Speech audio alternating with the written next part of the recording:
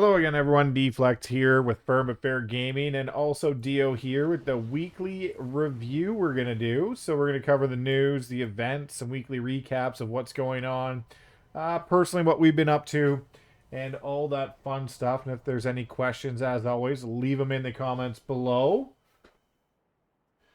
So we are going to crack right into the weekly news. I'm sure everyone's super excited about that.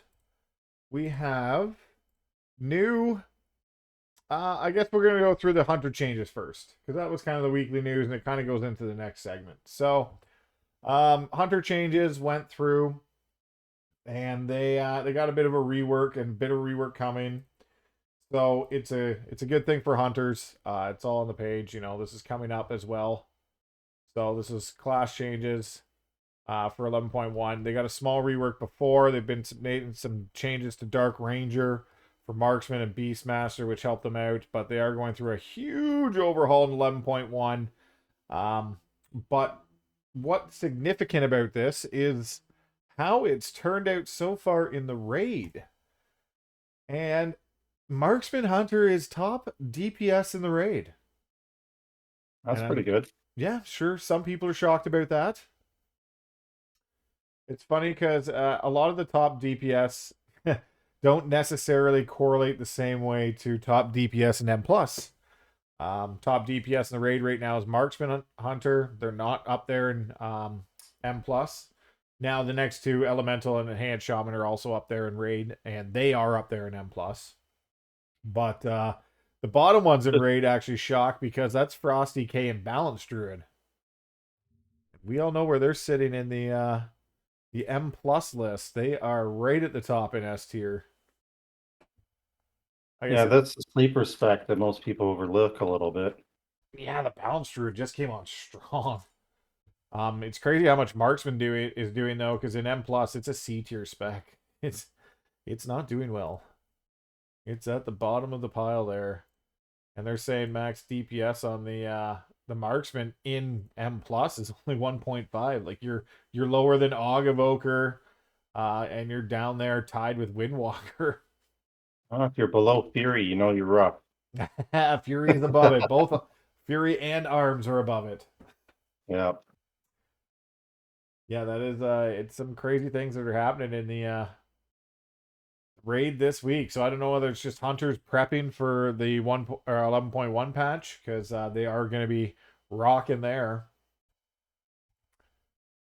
We had some new events, I guess, come on as the month reset. So we have the trading post, which brings 4 mounts that you can acquire this week. I think 1 is old, 3 are new, if I remember. Maybe it's 3 mounts, and no, I think it's 4. We'll go with 4. You said last night it was 4. Oh, there we go. There we go. We're looking. We got 4. 4 mounts, 3 are new, 1 is old. So we are set there. Couple pets, other transmog shit, all the fun stuff. There is, however, a new mount coming out in the Isle, which I believe this is their first version of a color changing mount you can change the color of.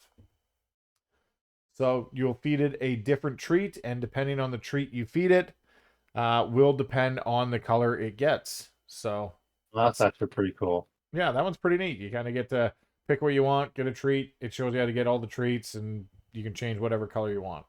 I like that idea. A little more personalized for everyone. For sure. Now it is a 10-day quest. Why'd they have to do that? Everything they bring, it's always got some kind of long ass thing to it. But it's one quest for 10 days, It's kind of like what was that other one they brought out in Shadowlands? The Red Horse. That was kind of like the same thing. You gotta feed it treats. Blanchy or something. I think it's Blanchy. Oh yeah. Yep, that sounds right. You gotta feed it treats. I think it was a 6-day one, but the treats only spawned I don't know. It was weird. The tier sets were announced for 11.1. All tanks roughly get the same acting tier sets. All DPS get the same type of tier set, and all healers get the same type of tier set. Now, the way they worked it, though, some are way more effective than others. Like Prot Paladin is just busted.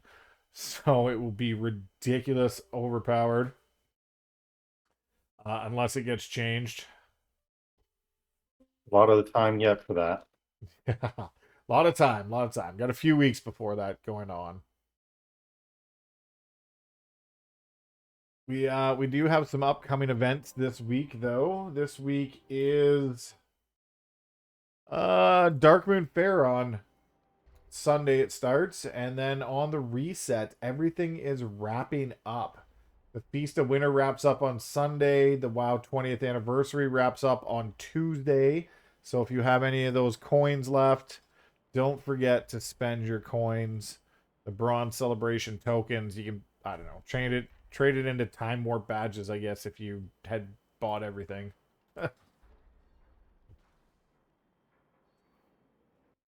As for this week, it was a holiday season, so didn't get a ton of stuff actually accomplished. Really, you had some good feats, I guess, this week. Yeah, I did pretty good. Everybody was off, probably celebrating the holidays, and as somebody who had a little bit more time to play as a non-meta Fury Warrior, well, at least I say non-meta, I was able to get into a lot of keys, got a bunch of 13s done, got a 14 done, and should have got a 15. Was very sad that that didn't happen, to be honest. Yeah, that 15 was really close. That would have been a really good one to get done for sure. Yep, but it's pretty uplifting. It means it's possible. I mean, we missed it by, well, we wiped the 18% on the last boss with time left. Unfortunate that the RNG wasn't favoring us, but it's hope for next time. Also, it gives chance that maybe title is not that far away. Actually, it's probably far away, but good to dream. Well, can't be that far away if you almost got the 15, and title is just 15, so it's uh it's within reach. It sounds. Yep. I on And the you're other, just under 3K now yourself, so that's just around the corner. I mean, we'll probably get that this week, to be honest. So, yeah, just under 3K. Just got two more dungeons to complete. Be nice to knock those off the list. We actually failed a 12 Grim this morning, which would have been 46 score by the first boss, which is unfortunate. oh, sheesh. Yeah, it was a rough go, but getting pretty close. So that one is all right, and then the Paladin will finally be there. I guess for the rest of it, I've been making sure the Evoker's almost done gearing. Had some fun on the Shaman. The Shaman's a fun spec to play, though. That is true. Yep. There's a lot going on, a lot of buttons to hit, a lot of procs. It's I still say it's a cross between Windwalker and Fire Mage, so it's kind of a cross between them for enhance, but a lot of fun to play. So I did play some of that. Probably gonna play some Resto this week. Oh, you're gonna branch into healer. Thought Branch you're into just healer. thought you're gonna be an enhanced machine. Gonna play both. Gonna play both. There you go. And then yeah, upcoming plans for this one. I guess well, it kind of really depends on group comp we got going on. So it really just depends on who's on and what spec to play. But I do have the monk that can heal and tank and Hmm. DPS, but the DPS of the monk is so low. Like they came into this expansion, everyone thought it was going to be crazy overpowered, and it's bottom rung there. It's right down there with Shadow Priest. That just makes me sad. The Shadow Priest being that low. Um, I just because obviously I tried to play it or switch to it just for some fun, and I did not realize how low they are on the meter there. Yeah, they're devastatingly low. Like they're the only one that is not 1.5. They're only 1.4. Yeah, like I think there's a bit of a problem when your top DPS is rated at doing like 2.2 million damage or something like that, and the bottom is almost 1 million left. That seems a bit much. Now they do have some alternative builds that do raise the DPS up a bit. I just saw. So Oh yeah? they have ones that are like 1.6 and 17s, which is I hate that's better. Yep. That's moving You, up. They you have done couldn't get 7. you couldn't get worse. So, Oh, actually, this guy did. He parsed 100. That's a good parse, but he did 1.96 oh, there you go. in a 17. So pretty well up there. Beat the Frost Mage. Frost Mage only got a 22 parse, but he did beat them nonetheless. Definitely a victory. Now, to be fair, out of 17 keys, Arakara's with Shadow Priest, he's one of 3 versus 92 Frost Mages. So just saying there's a Oh, bit of a quantity difference there. Funny enough, though, there is more Frost Mages than there is Elemental Shamans in 17s. really? Yes. That does surprise me. 92 Frost Mages versus only 66 Elemental Shamans. That is very surprising. Now, I don't know whether it's just they're playing enhanced. I have no idea, but let's go into the mythic. The downfall is the mythic on Raider IO only goes up to plus 15s, but plus 15s, yeah, elementals quite low. It's 3160, and there's weirdly enough 10 that almost 11,000 enhancement shamans. Insane. And Frost Yep. Mage is 3166. So yeah, there is slightly more Frost Mages, 6 more Frost Mages than Elemental Shamans in plus 15s.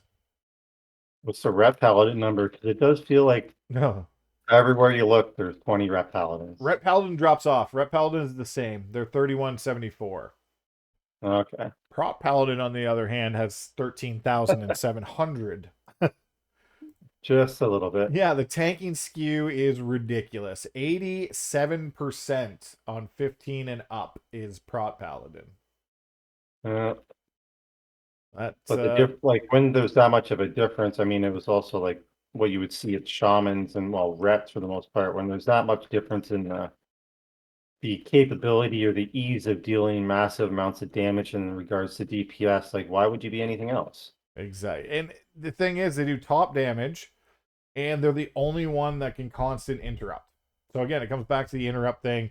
Demon Hunters had it last 2 seasons where they had the double sigils, which everyone took a Demon Hunter because it could control the mobs, and now it's Paladins that can control it. So until they fix that, it will always be one way skewing the other. Bring back the stuns interrupts. Yeah, I agree. But that's kind of what we've done this week. Anything else you've wanted to mention? I don't think so. I think that's about all the exciting things that's happened this week. Well, that concludes the weekly wrap up. We'll keep you posted until next week. This is Deflect and Dio from Firm But Fair Gaming.